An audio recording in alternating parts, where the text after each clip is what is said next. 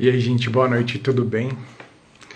Vamos lá então para eu deixar registrado aqui para vocês a minha visão em relação a esse assunto das mulheres poderem ensinar na igreja. Eu de propósito reduzi a questão a não a ser pastora, mas a ensinar. Então, de propósito, eu resumi essa questão ao simples fato de ensinar, tá? Porque, na verdade, eu usei hashtag polêmica e tal, mas como estratégia dos algoritmos, né, dos robôs distribuírem bastante, colocar esse vídeo para muita gente ver. No TikTok a gente passou de 20 mil plays no vídeo e 500 votos mais ou menos na enquete. Depois eu publico aqui para vocês.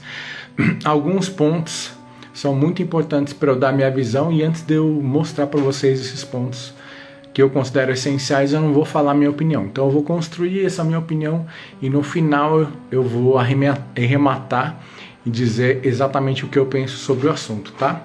A primeira coisa que é importante é uma coisa que eu aprendi com o pastor Paulo, lá da Igreja Batista Koinonia de Brasília. Ele falava assim, com relação às coisas essenciais, a gente precisa ter unidade, e com relação ao restante, a gente se manifesta no amor, né? Então, para a essência, unidade, e para o restante, amor. Isso para mim foi um divisor de águas, né?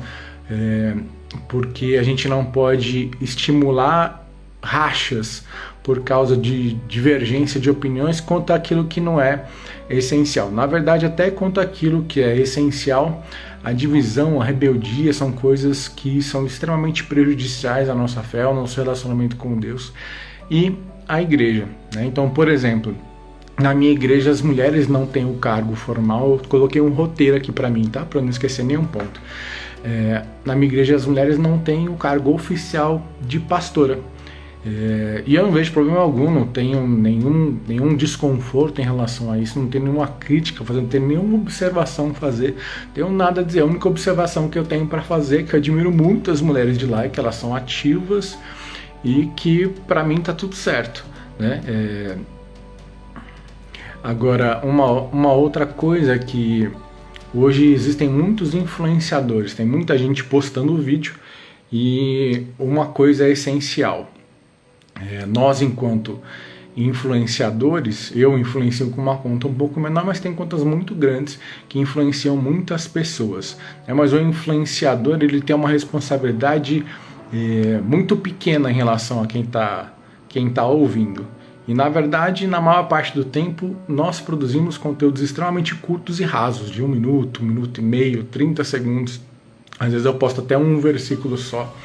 Então é muito difícil você conseguir expressar alguma coisa com profundidade a partir de um conteúdo tão raso, né? Então os influenciadores, eles têm um papel muito mais periférico do que os pastores. Até coloquei aqui no meu roteiro, né? Pastores versus influenciadores. Se minha visão a respeito de um assunto for divergente da do seu pastor, fique com o seu pastor, não fique com o influenciador, porque o valor espiritual da sua unidade com o pastor, ele é muito maior do que qualquer outro benefício de uma informação que você consiga obter na internet. Então preserva sempre, em face de questões como essa, preserva sempre a unidade com o seu pastor, tá? Não ficar criando racha e divergência na sua igreja a partir de visões que você pega na internet, de forma alguma. Por exemplo, o pastor que mais me influencia, que para mim é assim, a minha maior referência de conhecimento bíblico, e o cara que eu mais ouvi pregações, há 10 anos eu ouço pregações, então mais de 300, com certeza, livro, curso online, evento presencial, é o Luciano Subirá. A esposa dele não tem o título de pastora, mas ela ensina na igreja, né? E ele me ensina muito em relação a isso, porque ele tem diversos pastores que andam juntos e que pregam uns nas igrejas dos outros, com divergências em alguns assuntos. Por exemplo, o Luciano Subirá falou que, recentemente no vídeo dele, ele falou, olha, tem um pastor que ligou para mim e falou, eu peguei o seu livro novo e estou recomendando para minha igreja inteira ler. E ele mesmo, o autor do livro, falou, pode parar, pode interromper isso daí. Ele falou, por quê? Ele falou, porque no capítulo tal eu discordo de você nesse assunto, né? Então, olha que visão madura, né? Ele, sabendo que ele discorda desse amigo pastor, ele alertou o pastor para não comprar o próprio livro e não distribuir isso na igreja. Isso mostra uma maturidade, né, de preservar o povo de Deus que está debaixo da responsabilidade desse outro pastor e não ficar criando divisão, né? Então, primeira questão é que a gente não precisa criar nenhum desconforto em ninguém para a gente se aprofundar ou querer conhecer um pouco mais a respeito de um assunto, tá? Outra influência para mim que é muito grande é Valnice Milhomens, né? Com 11 anos eu já estava num evento dela, fui batizado no Espírito Santo, meu pai foi para Israel com ela está sempre no radar, que a gente está sempre antenado em alguma coisa do que ela está fazendo. Também é uma mulher que ensina, né? E aí entra uma questão muito importante que eu coloquei assim, como aprovar pessoas versus opiniões. Na internet você reposta o vídeo de uma pessoa, quem está vendo aquilo ali, né, eu reposto, por exemplo, um vídeo do Rodrigo Silva, como é o caso. Você que está aí assistindo, de alguma forma fica subentendido que eu aprovo o Rodrigo Silva ou que eu aprovo tudo que o Rodrigo Silva fala. Na verdade, eu repostar o Rodrigo Silva falando de um assunto significa que eu quero que você tenha contato com aquela visão que ele está falando naquele vídeo. Não significa que eu aprovo ou reprovo o Rodrigo, né? Ou que eu aprovo e reprovo todas as opiniões dele, né? Então a gente tem que aprender a identificar assim de forma pontual. O fato de eu postar um conteúdo de alguém não significa que eu estou validando nada, nem aprovando e nem reprovando ninguém. Significa que eu quero que você tenha acesso àquela informação, como é o caso desse vídeo, tá? O Rodrigo Silva, para você que não conhece, ele é arqueólogo, teólogo, professor, mestre, pesquisador. O cara é uma máquina. Cara, é uma máquina, tá?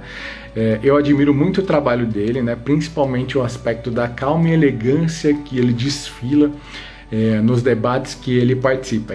De todos que eu mais vi, de todos, em todos os assuntos, em todos os ambientes, é um cara mais calmo, que tem paciência para discutir assim, umas coisas que eu não teria paciência de discutir. Então ele tem um conhecimento muito grande, né? Ele viaja direto para Israel há muito tempo, participa de projetos, de fato, realmente ele é um arqueólogo, e essas visões que ele traz a respeito da cultura, né, de como é que se vivia, de como é que se via as questões que são ditas na Bíblia, enriquecem demais e ampliam demais a compreensão que a gente tem a respeito de um assunto.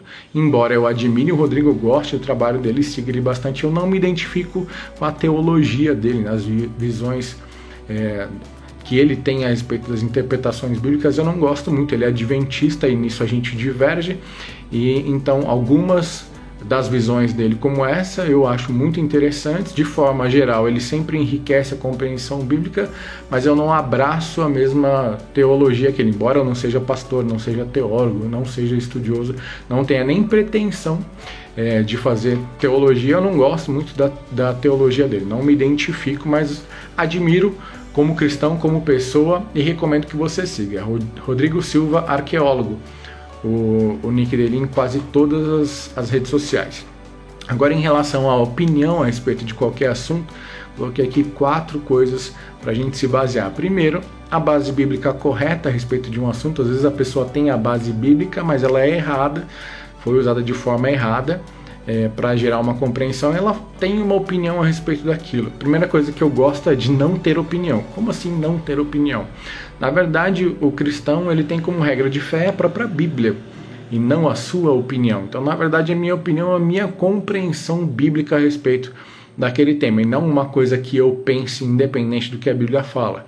Eu gosto sempre de brincar, assim, na Bíblia não tem preencha a frase, sabe aquele preencha a lacuna que tem no caderno de português? Na Bíblia não tem, é o que a Bíblia diz, é aquele pronto, meio que aquele meme do trem vindo atropelando um ônibus que está cruzando da frente, né? E o ônibus é a minha opinião e o trem atropelando tudo é a Bíblia. Eu acredito que vai mais nessa linha, né? Um segundo aspecto a respeito da opinião é buscar uma compreensão mais ampla dos temas e não uma compreensão baseada em um versículo, uma passagem, um livro só. Terceiro aspecto, entender o coração de Deus pelo todo, entender uma visão geral de como é que Deus se relaciona com aquele assunto pela Bíblia e não de forma isolada naquela partezinha. E o mais drástico, não vou dizer o principal, mas o mais drástico, o mais sensível, é a questão da literalidade ou exagero da literalidade para formar uma opinião com base bíblica. Por exemplo, tem gente que fala que jejum não faz parte da prática cristã, porque não está escrito exatamente você tem que jejuar, é mandamento. Jesus fala, quando vocês jejuarem, Jesus o trabalhinho, jejua, Jesus jejua, os apóstolos jejuam, os cristãos jejuam, a igreja primitiva jejua, mas tem gente que fala não, porque não tem um versículo literal, então não tem que jejuar. Não é por aí, né? Essa questão se estende também para essa questão de ser pastor. Acho que só essa compreensão não é suficiente para a gente concluir. A gente pode ir pensando ali, tateando, mas para a gente concluir a gente não pode se basear apenas nisso, tá? Então esses 4 pontos são importantes para a gente ter uma opinião a respeito de um assunto. As opiniões que eu vi, uma boa parte, mais ou menos 2/3, aceitou a explicação do Rodrigo Silva, e uma parte de 1/3, que é relevante, né, refutou, e boa parte dessa galera que refutou com base no mesmo texto que ele usou. Ou seja, ele usou um texto para dizer que pode, o pessoal estava usando o mesmo texto para dizer que não. Agora, como é que eu vejo? Agora eu vou construir, não com base em uma coisa só, mas com base em vários fatores, como eu vejo. A mulher, na Bíblia inteira, ela tem uma posição de privilégio e de extremo valor diante de Deus. No Éden, por exemplo, tudo está pronto e a mulher vem e ela é a cereja do bolo, né? Ela pega tudo pronto, entregue para a mulher, né? Então eu até brinco que quem recebe tudo pronto é a mulher e não o homem, né? Então aí no Éden a gente tem essa questão, a mulher recebe tudo pronto das mãos de Deus, ela já está ali, já tem um homem, já tem tudo e está tudo pronto, meio como se fosse pronto para ela, né? E assim que Eva peca, assim que a mulher pisa na bola, Deus de pronto restabelece uma coisa muito legal, né? Ela atribui à mulher participação na salvação, como quem diz, você errou, tem sobre os seus ombros a responsabilidade disso também, mas do mesmo jeito que você errou, a correção desse erro também vai vir através de você. Então, é mais ou menos como a gente se sente, né? Quando a gente erra, a gente se sente diminuído, se sente desvalorizado, e quando a gente acerta, a gente se sente valorizado. Quando a gente participa da solução de algo, a gente se sente valorizado. Então, Deus ali não deixou a peteca cair nesse sentido, né? Mostrou para a mulher que ela tem valor, muito valor dentro da forma como Deus enxerga a mulher. As mulheres na história bíblica em si, eu vejo de forma profética. Em que sentido? Por exemplo, separei aqui três exemplos. As irmãs de Lázaro, a mulher samaritana, e a mulher vestida de sol, que tem lá em Apocalipse. As irmãs de Lázaro, elas são uma profecia da igreja, porque a igreja é quem deve chorar por aqueles que estão mortos. Lázaro significa leproso, e lepra fala na Bíblia, né? Lepra fala da condição de pecador do homem diante de Deus. Então, na verdade, ali é uma profecia da igreja que está chorando, clamando para que Jesus venha e resgate o homem caído, o homem que está morto, para trazer ele de volta à vida e a igreja ter esse convívio com esse homem salvo ali. Então, eu vejo de forma profética isso lá. Uma das irmãs é serviço e outra é adoração, que são duas coisas que tem que ter no reino. Embora Jesus fale que a adoração é a melhor parte, ele não diz que a outra parte não faz parte. Então, elas são uma profecia da igreja. Lázaro é uma profecia do homem caído sendo resgatado por Deus, também é uma profecia de Jesus ressuscitando, né? Então, tem referências desses assuntos. A mulher samaritana é uma profecia da igreja dos gentios, porque o samaritano é uma mistura do judeu com o gentil, né? O samaritano que ele usava aquela água de Jacó, ou seja, ele tinha aquela herança espiritual de Jacó. Jesus vem para trocar essa água, ou seja, mudar da água de Jacó para a água do arrependimento, né? e então isso é profético também em relação à igreja, e a mulher vestida do sol em Apocalipse. Existem pessoas que acreditam que se trata de Maria, existem pessoas que acreditam que se trata da igreja. Então olha a posição que a mulher é colocada mais uma vez dentro da Bíblia. Em relação a Jesus, a genealogia de Jesus me chama muito a atenção, porque embora Mateus tenha feito a genealogia de Jesus para ligar Jesus a Davi, não Jesus até não sei quando, ou até Adão, por exemplo, vai só até Davi. O que acontece é que, mesmo citando Abraão, não cita Sara, não cita Rebeca e assim por diante. O que é que cita na genealogia de Jesus que a gente tem em Mateus? Cita Tamar, que se fez de prostituta, se fingiu de prostituta cultual para se deitar com o seu sogro e engravidar. Depois cita Rabi, que era prostituta, cita Ruth, vovozinha de Davi, que era uma viúva, ou seja, uma viúva sem filhos, ou seja, a mulher completamente frágil e sem valor na sociedade da época. Depois cita Betseba, que traiu Urias com o rei Davi, que é mãe de Salomão, diga-se de passagem, e depois Maria, que é uma adolescente que engravida antes de casar. Então, a adolescente já não tinha uma relevância muito grande naquela época, engravida antes do casamento ainda pior. Então, o que eu vejo é que as mulheres que os homens desprezaram, Deus amava, né?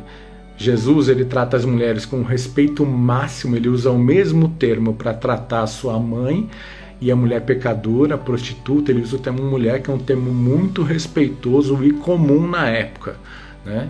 Era o maninha do Nordeste, era uma mamãe, né? Era um termo muito respeitoso e carinhoso. Então ele usa o mesmo termo mulher para falar com a sua mãe e para falar com essas mulheres.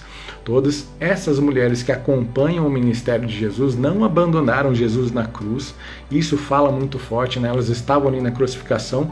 O único que também estava ali era João, o apóstolo do amor, né?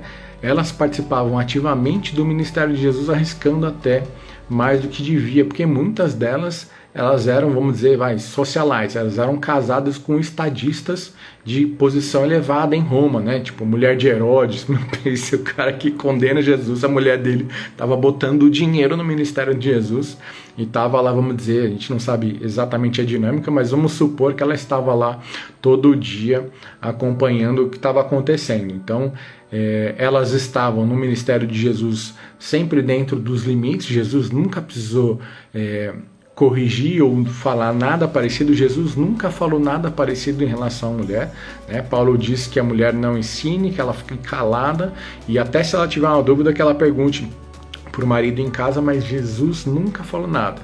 Essa coisa Paulo falou específico naquele caso que o Rodrigo cita de Corinto, e Jesus nunca replicou isso em nenhum momento, nem nada parecido. Aí a pergunta que se faz seria o ensino de Jesus incompleto a ponto de precisar ser complementado por Paulo? Eu não acredito, né? Quem Jesus vem buscar no final das contas? Jesus vem buscar a noiva, que fala da figura da mulher. Com relação a mulher gerar vida, além dela gerar todos os seres humanos, além dela gerar filhos para os homens, além dela gerar filhos para Deus, além dela ser a igreja, né, profeticamente falando, não existe nada que Deus tenha feito nesse mundo através de qualquer dos homens que não tenha passado por uma mulher. E isso mostra uma posição de privilégio e de honra muito grande da mulher, quando a gente fala de como Deus vê a mulher. Então, sempre com proteção, com honra e com privilégio. Em relação ao texto de Coríntios, a explicação cultural que o Rodrigo dá me parece suficiente para entender a respeito do que se trata o assunto. Muitas pessoas comentaram, principalmente no TikTok, misturando vários assuntos, falar, profetizar, ensinar, ser pastor, não sei o quê, mas acho que a questão primordial ali era que Jesus estava protegendo a sua igreja de misturas, né? Então uma divisão bem clara para não misturar nada e trazer com clareza o que o reino de Deus ensina. Então assim, se as mulheres eram usadas, muito usadas, até para prostituição.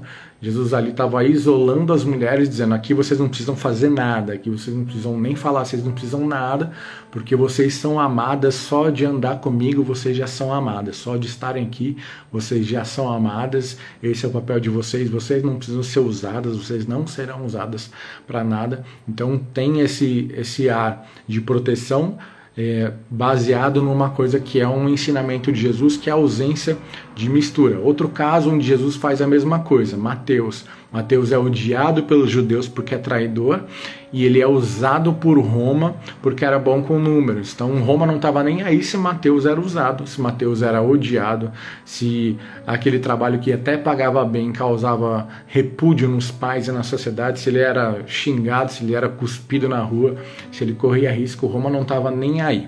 Roma simplesmente usava Mateus, e quando Jesus chama Mateus, que era especialista em dinheiro, Jesus, de forma muito bem-humorada, fala: aqui você não vai cuidar do dinheiro, você não vai ser usado como você era usado lá em Roma, aqui quem vai cuidar do meu dinheiro pode até ser um ladrão, mas você não cuida do meu dinheiro, porque só de você estar comigo já está ótimo.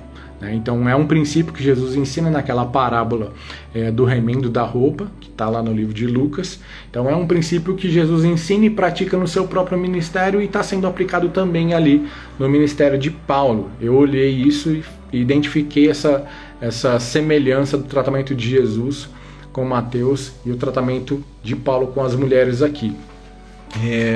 Então essa separação oposta às práticas pagãs cumpre esse papel de separar alhos de bugalhos aí.